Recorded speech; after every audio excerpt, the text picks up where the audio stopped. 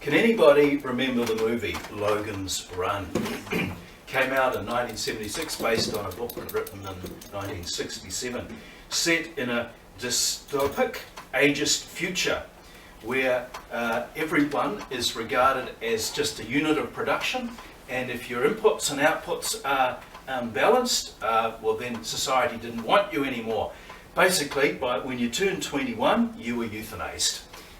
And so Logan decided to break that pattern and went on the run, hence the name of the story. It's just a great sci-fi movie, and one of the little features in it was that he had an electric truck, and it's believed to be the inspiration for Elon Musk's Cybertruck. So if anyone is interested in this, and this might be someone not here, but I don't know, look and see the Cybertruck in Logan's Run and compare it with the Cybertruck that is coming out soon. Well, the fifth commandment, to honour your father and mother, underpins the importance of family, and it ensures that the old will be respected in a society. Last week we looked at the sixth commandment, you shall not murder, and we discovered how it reflects the heart of God, that we have been created in God's image would have life and life to the full, and that nobody could work against what God has done in giving us life. Well, if the sixth commandment protected human life, then the fifth commandment ensures that we have long lives. In a society that is all about the individual and individual enjoyment, we have to push counterculturally to look after those who actually may not be productive units in society if you're looking at an economic benefits alone. So what does it mean to honour one's parents, or to honour anything for that matter? The Hebrew word for honour is kabad, which means to weigh heavy. To weigh heavy. The value of a precious rock or mineral, for instance, is established by its weight. The heavier something is, the more value it is determined to have. To kabad is to place high value on something. Therefore, in a primitive society where one needs to be strong and healthy to simply gather food or to grow food, the aged might otherwise be devalued if they cannot actually provide for their own food, or they are no longer providing for the needs of the family or the tribe, and an early death might be encouraged. One of the most common fears produced in our recent national debate over euthanasia was that old people would feel that they were too great a burden on their families or society in general, and therefore they should just pop off before they become a really big problem. So can you see how relevant the fifth commandment is today, when a human life can be treated as simply an economic unit, rather than a person created in the image of God?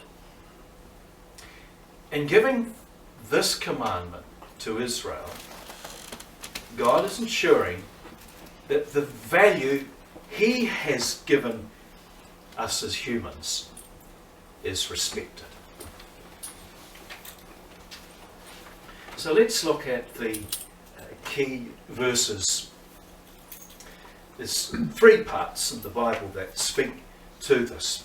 First of all, the reading that we've heard from Pauline from Exodus 20, which promises a long life in the promised land. Next, there is the version from Deuteronomy chapter 5 that also promises that things will go well, generally, for you during that long life. So it seems to be like a good promise to take hold of if you want a happy and a good and successful life. Well, honour your parents. And then finally, there's St. Paul's application of this to children in Ephesians chapter 6. I think for many of us, this is what we think the commandment is about. We naturally think of the godly responsibility of children to obey their parents, whom God has given, provided to take care for them. It's about godly respect and authority and order. This is the natural order of things. And I'm sure that those of us who are parents have been glad of this verse to back us up in our parenting role on more than one occasion. This is the biblical outworking of the fifth commandment. A biblical outworking, showing obedience is an appropriate way of honouring the parents we are given. And children's and family ministries have made much use of this verse, and it's right and true and an important part of Sunday school teaching programs. But I don't think it's the primary application of the commandment. It's about us and our parents. It's for us to give honour to our parents and for our children to see us doing that.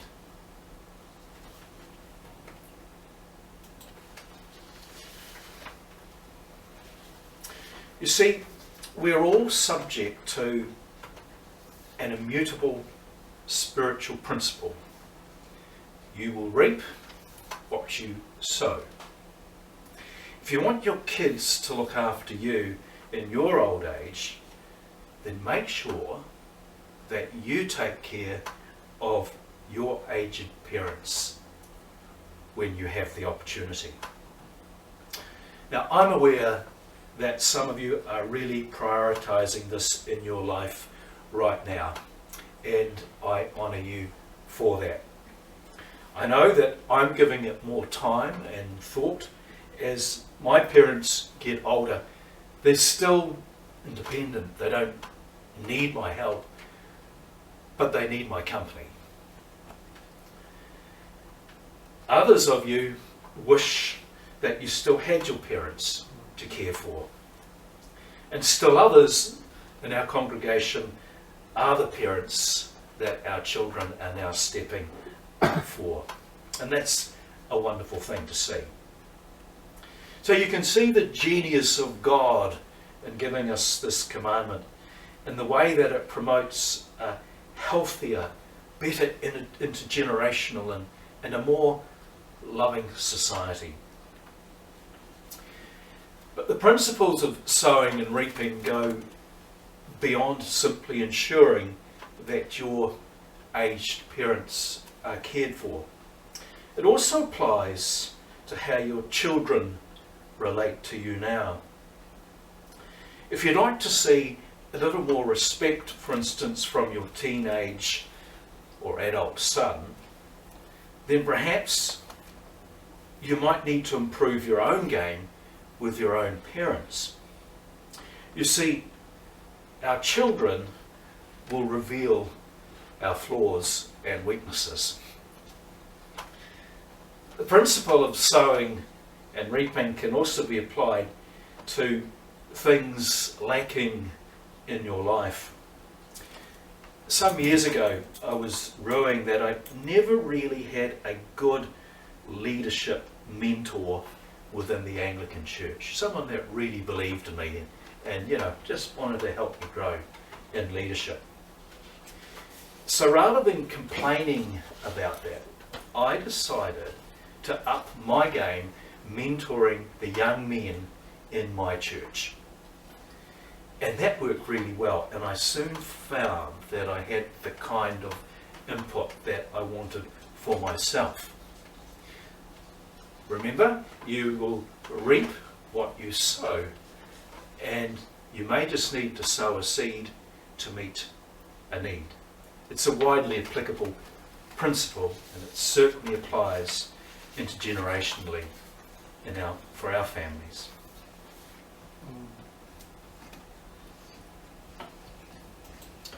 So how do we honour our parents? How do we obey this commandment? Well, here are some fairly straightforward things. First of all, I think we have to accept our parents. They may not be the best humans on the planet, some of them. And they are flawed, and they have weaknesses. Proverbs 23 is helpful here. Looks like we've got a clicking thing going on.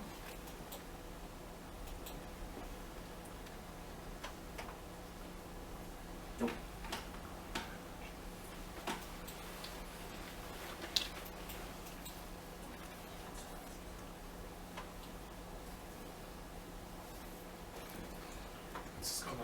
There we go. Just going to bring them all up. Listen to your father who gave you life, and do not despise your mother when she is old. I mean, they've got that, haven't they? It's basic appreciation. Accept them. They are the people that God chose to bring our human spirits into human life on this planet. That's it. We need to accept who they are. And we need to appreciate them. They've probably given the best years of their lives to raising us. You know, think of some of big families. You know, I was one of four. It takes a lot of work for a long time. And think of the solo mum doing absolute miracles on her own. Boy, that deserves a lot of appreciation. And we've probably learned the most of what we know, or the most valuable things we know, from our parents, and they've given us their wisdom. So one of the best ways we can honour them is by asking them for their advice, even now. Now, I know in many things I probably know more than my parents. In some aspects, I've got more wisdom. But gee, they're worth talking to, about, big decisions. There's a wisdom that really comes there from God. And it honours them just by asking for their opinion, when they might not think that you would. And we can also affirm them in who they are. We can strengthen them by saying how much we appreciate them. You could actually write a letter of thanks. I'm actually thinking about writing a eulogy for my parents. I'll never see it. I'm actually thinking about starting now. And that will really put together the really great things and significant things I see about them. But maybe even, write it, say it now in the living years. And so doing that and just spending time. I think my parents really want to see me once a week. I think they need that, and they'll need that more and more. So there are some of the ways.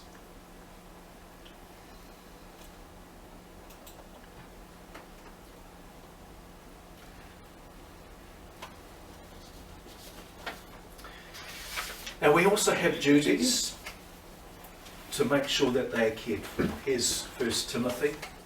If a widow has children or grandchildren, they should first learn their religious duty to their own family and make some repayment to their parents, for this is pleasing in God's sight. That makes it pretty plain that we do have responsibilities as Christian people.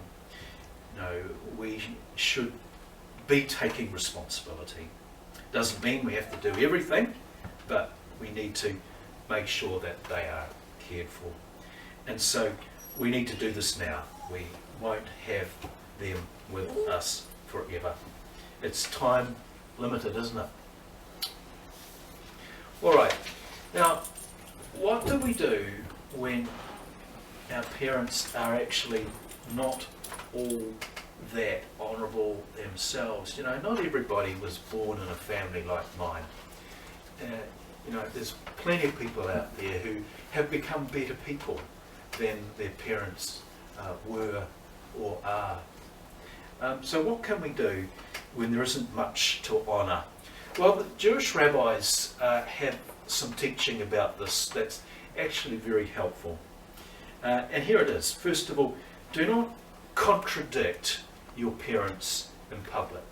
When they say something, even if it might be wrong or you know better or it isn't fair, don't speak over them or contradict them in public. Give them their dignity. This one's interesting. Do not call them by their first names.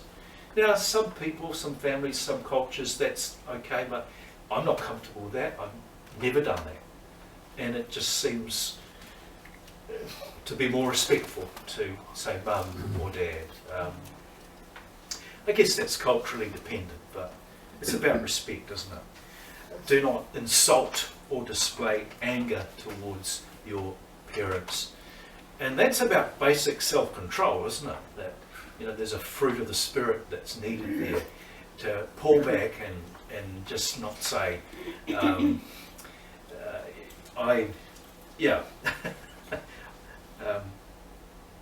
I've got a challenge ahead in that regard as well with my parents too. You know, then there's a change going on and I need to be gracious about that. Now, I like this next one. Do not sit in your parents' chair. Now, no, that's not the, I don't know, is that the lazy boy in the lounge or with all the remote controls? You know, people have their chairs, don't they? And my parents now, there's just basically two chairs in their service department. They specially chose the chairs they wanted. There's mum's chair, there's dad's chair. I never sit in them. What it's saying here is that within your family, their family, that chair is symbolic of their place and their authority in your family. It means do not usurp the authority of your parents. You know, if your father was regarded as the head of the family, you must honour that. Do not take that position. You may need some workarounds with some practical things, but you still need to honour and allow, you know, your parents to have that role as the head of the extended family. And then, of course, support them if they become destitute. We've already touched on that. So I think that's really helpful. So if we come to a conclusion about this, the first commandment helps us to value age, and it promotes cultures that do that. There's a natural tendency for us to be self-centered and to not value those that can do less than they once did. So you obey the fifth commandment not by demanding that others honour you, but by taking the initiative to honour your parents or even others of age around you. And you will reap what you sow.